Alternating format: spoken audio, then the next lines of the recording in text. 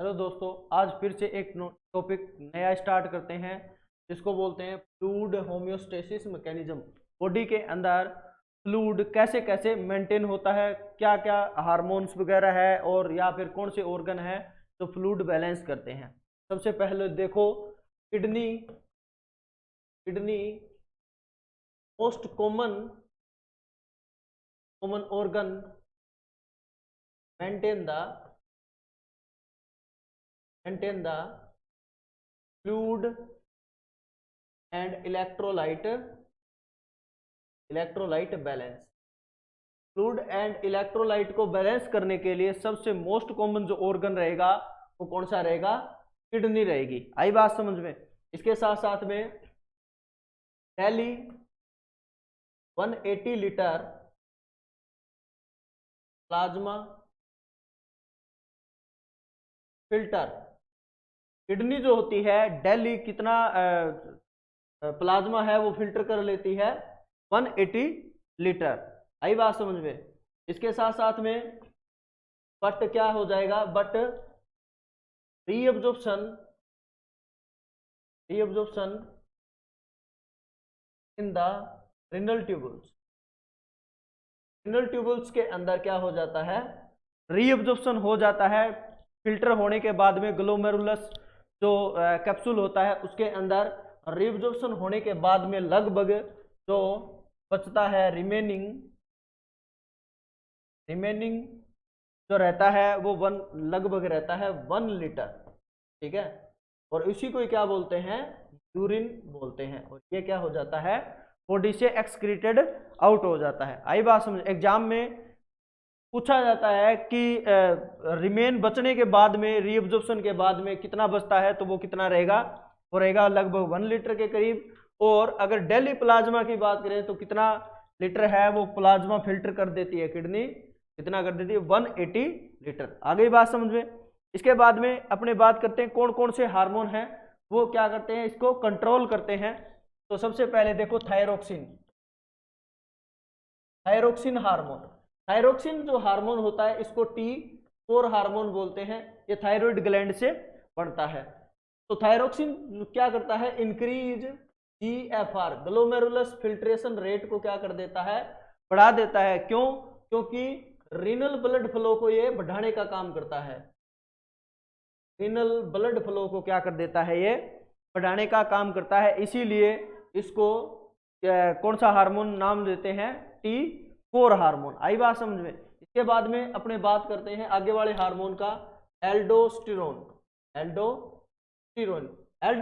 जो हार्मोन होता है ये क्या करता है? Increase the sodium retention and excretion the potassium को तो क्या करवाता है? एक्सक्रीशन। और सोडियम को क्या करवाता है? रिटेंशन करवाने का काम करता है या रीअब्जॉर्प्शन करवाने का काम करता है। कहां पे? इन द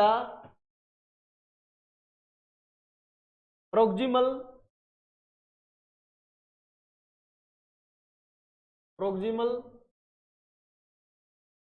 कन्वॉल्यूटेड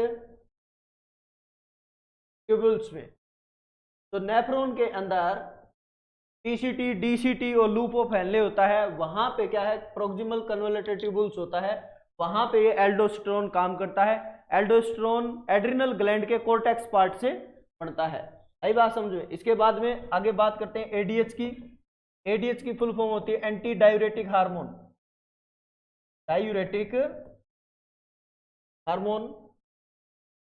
ये काम कहां पे करता है? ये नेफ्रॉन के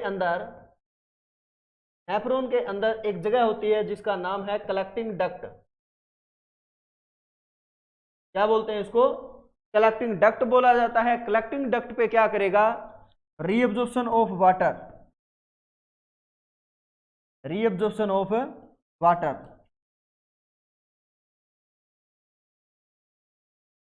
वाटर को क्या करवा लेता है? रीअब्जॉर्प्शन करवा लेता है, जिससे क्या हो जाएगा? वहां पे फ्लूइड बैलेंस बना रहेगा। आई बात समझ? बॉडी के अंदर एंटी डायूरेटिक हार्मोन होता है। ये बनता तो कहां से है? फॉर्मेशन कहां पे होता है? फॉर्मेशन तो होता है हाइपोथैलेमस में। कहाँ पे होता है? हाइपोथैलेमस के अंदर। और स्टोर कहाँ पे होता है? स्टोर की बात करें तो ये होता है पोस्टीरियर पिट्यूटरी में। पोस्टीरियर पिट्यूटरी ग्लैंड में स्टोर होता है ये। इस जो ये एडीएच हार्मोन होता है, इसका जो दूसरा नाम होता है ये होता है वैसोप्रेसिन। वैसोप्रेसिन इसका क्या नाम होता है?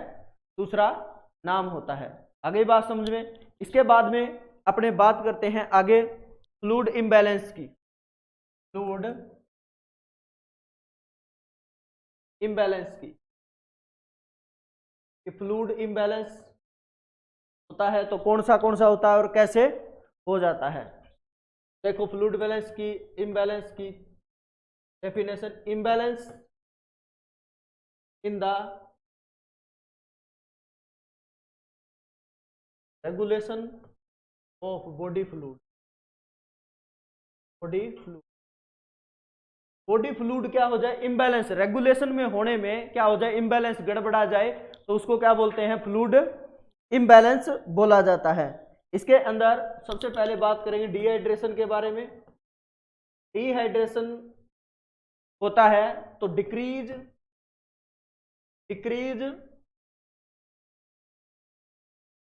Fluid level in the body.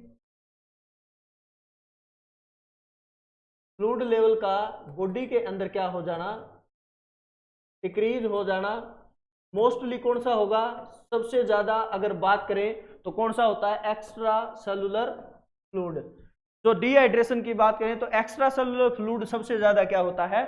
इसमें लॉस होता है। आई बात समझ में। इसके बाद में बात करते हैं फ्लूइड वॉल्यूम डेफिशिएट की। Fluid volume deficit. Fluid volume deficit जो होता है, फ्लूइड वॉल्यूम जो डेफिशिएट होता है, इसके अंदर क्या होगा? इसके अंदर loss of the fluid and electrolyte.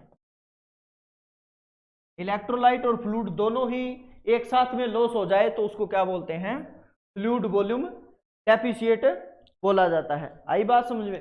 जब भी बॉडी से डिहाइड्रेशन हो जाए या फ्लूइड वॉल्यूम डेफिशिएट हो जाए, मोस्टली बात करेंगे अपने डिहाइड्रेशन के बारे में। डिहाइड्रेशन हो जाए तो फ्लूइड क्या हो जाएगा? लॉस हो जाता है। फ्लूइड क्या हो जाएगा? लॉस। बट आप ये होता है कि जब बॉडी से फ्लूइड अकेला लॉस हो जाए तो जो इलेक्ट्रोलाइट है वो ऑटोमेटिक ही क्या हो जाएंगे? बढ़ जाते हैं। और इलेक्ट्रोलाइट जब बढ़ जाए तो उसको क्या बोलते हैं? हाइपरटोनिसिटी। क्या बोलेंगे? हाइपरटोनिसिटी बोला जाता है। हाइपर, जहां पे ज्यादा, जितना भी ज्यादा इलेक्ट्रोलाइट होंगे सबसे ज्यादा वहां पे क्या होगा? हाइपरटोनिसिटी होती है। आगे बात समझ में। इसके बाद में अपने सबसे पहले बात करेंगे हाइपोवोलेमिया की। हाइपोवोलेमिया का बहुत सारे नाम होते हैं। जैसे आप इसको डिहाइड्रेशन बोल सकते हो, हाइपोवोलेमिया हो सकता है। इसके साथ में fluid volume deficit, fluid volume deficit, या फिर इसको क्या बोल सकते हो? नेगेटिव फ्लूइड बैलेंस भी बोल सकते हैं। ठीक है। हाइपोवोलेमिया बहुत सारे कारणों से होता है, जिसके अंदर किस वजह से हो सकता है? Negative fluid balance due to, किसकी वजह से? जैसे एक्सेसिव वोमिटिंग की वजह से,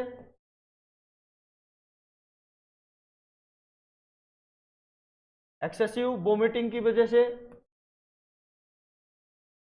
डायरिया की वजह से, इसके साथ साथ में ब्लीडिंग की वजह से, इसके साथ साथ में डायफोरोसिस, किसकी वजह से? डायफोरेसिस। ये जो कंडीशन होती है मोस्टली इनसे क्या होता है, फ्लूइड वॉल्यूम क्या हो जाता है, डेफिशिएट हो जाता है। इसके साथ साथ में जब जैसे ही बॉडी के अंदर फ्लूइड कम हो जाता है तो इसकी वजह से एचबी लेवल एंड हीमोक्रिएट क्या हो जाते हैं, एलिवेटेड हो जाते हैं।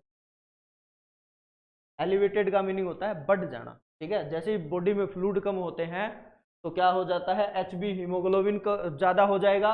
इसके साथ साथ में हीमोक्रिएट को और दूसरा नाम क्या होता है, पीसीवी, पैक्ड सेल वॉल्यूम भी बोला जाता है। आई बात समझ में? तो इसीलिए ये क्या होता है, मोस्टली यही कंट्रोल होता है। आगे बात समझ में? इसके बाद में अपने बात करते हैं डिहाइड्रेशन या हाइपोवोलेमिया के टाइप की बात करते हैं। हाइपोवोलेमिया की टाइप की बात करें तो ये मोस्टली कितने टाइप का होता है, 3 टाइप का। हाइपोवोलेमिया के टाइप, हाइपोवोलेमिया के टाइप, हाइपोवोलेमिया की टाइप की बात करें तो सबसे पहले जो होता है वो होता है आइसोटोनिक हाइपोवोलेमिया, या डिहाइड्रेशन भी बोल सकते हो आप। इसके बाद में हाइपोटोनिक हाइपोवोलेमिया, और एक होता है हाइपरटोनिक हाइपोवोलेमिया, या इनको आप बोल सकते हो आइसोटोनिक डिहाइड्रेशन, हाइपोटोनिक डिहाइड्रेशन और हाइपरटोनिक डिहाइड्रेशन। देखो डिहाइड्रेशन का या हाइपोवोलेमिया का यही मीन है कि वहां से क्या हो, वाटर का क्या हो जाना, लॉस हो जाना। देखो क्या होता है इसमें, आइसोटोनिक के अंदर वाटर या फिर fluid and electrolyte equally loss, क्या हो जाए, इक्वली लॉस हो जाए। वाटर फ्लूइड का या फिर इलेक्ट्रोलाइट का इक्वली लॉस हो जाए तो उसको क्या बोलते हैं, उसको बोलते हैं आइसोटोनिक डिहाइड्रेशन या हाइपोवोलेमिया बोला जाता है। मोस्ट कॉमन टाइप रहता है, most common type of hypovolaemia. Hypovolaemia का मोस्ट कॉमन टाइप अगर आपसे एग्जाम में पूछे तो कौन सा करोगे, आइसोटोनिक डिहाइड्रेशन या फिर आइसोटोनिक हाइपोवोलेमिया बोलते हैं। इसमें क्या होगा, दिस कंडीशन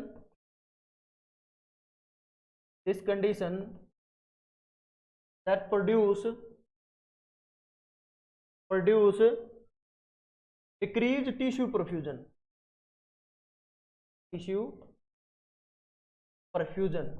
इसमें क्या है, बॉडी के अंदर हाइपोवोलेमिया की वजह से ब्लड का जो मेंटेन जो लेवल है वो लेवल नहीं हो पाएगा जितना होना चाहिए, और हाइपोवोलेमिया हो जाएगा पेशेंट को, जिससे है जैसे हर एक टिश्यू के पास में ब्लड है, ऑक्सीजन न्यूट्रिएंट है, वो पहुंच नहीं पाएगा। उसकी वजह से क्या हो जाएगा, डिक्रीज टिश्यू परफ्यूजन हो जाता है। आई बात समझे? इसके बाद में बात करते हैं हाइपोटोनिक हाइपोवोलेमिया या हाइपोटोनिक डिहाइड्रेशन के बारे में बात करते हैं। डिहाइड्रेशन हाइपोटोनिक की बात करें तो इसमें क्या होगा, more loss electrolyte and less loss fluid, ठीक है। फ्लूइड कम लॉस होगा तो दोनों में ही कि फ्लूइड कम लॉस होगा और इलेक्ट्रोलाइट क्या हो जाएंगे, ज्यादा लॉस हो जाते हैं। उसको क्या बोलते हैं, उसको बोलते हैं हाइपोटोनिक, तो क्या बोलेंगे, हाइपोटोनिक डिहाइड्रेशन या हाइपोटोनिक हाइपोवोलेमिया बोलते हैं। इसमें क्या होगा, इसके अंदर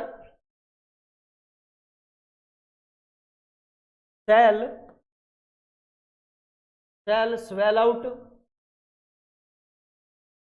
एंड ब्रेस्ट, क्या हो जाएगी, सेल हो जाएगी, स्वेल आउट हो जाती है, और बाद में क्या हो जाती है, ब्रेस्ट हो जाती है।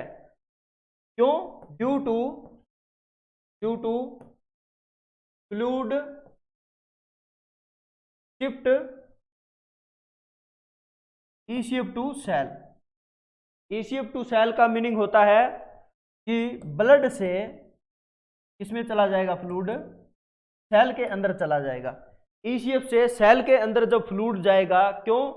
क्योंकि क्या हो गया है, इलेक्ट्रोलाइट लेवल कम हो गया है, और इलेक्ट्रोलाइट कम लेवल हो गया है तो फ्लूइड उसमें बढ़ा हुआ मिलेगा, और बढ़ा हुआ फ्लूइड किसमें ट्रांसफर हो जाता है, सेल के अंदर। और सेल के अंदर जब ट्रांसफर हो जाए तो क्या हो जाता है, सेल के अंदर जो फ्लूइड है वो बढ़ जाएगा और सेल क्या स्वेल आउट हो जाएगी और ब्रस्ट हो जाती है। इस कंडीशन को क्या बोलते हैं, इस कंडीशन में क्या होता है, cellular dehydration, sorry cellular oedema. क्या हो जाता है, सेलुलर एडिमा होता है। सेल के अंदर क्या हो जाएगा, फ्लूइड लेवल बढ़ जाएगा, इसमें क्या होता है, सेलुलर एडिमा होता है। आई बात समझ में? इसके बाद में थर्ड नंबर की बात करते हैं अपने,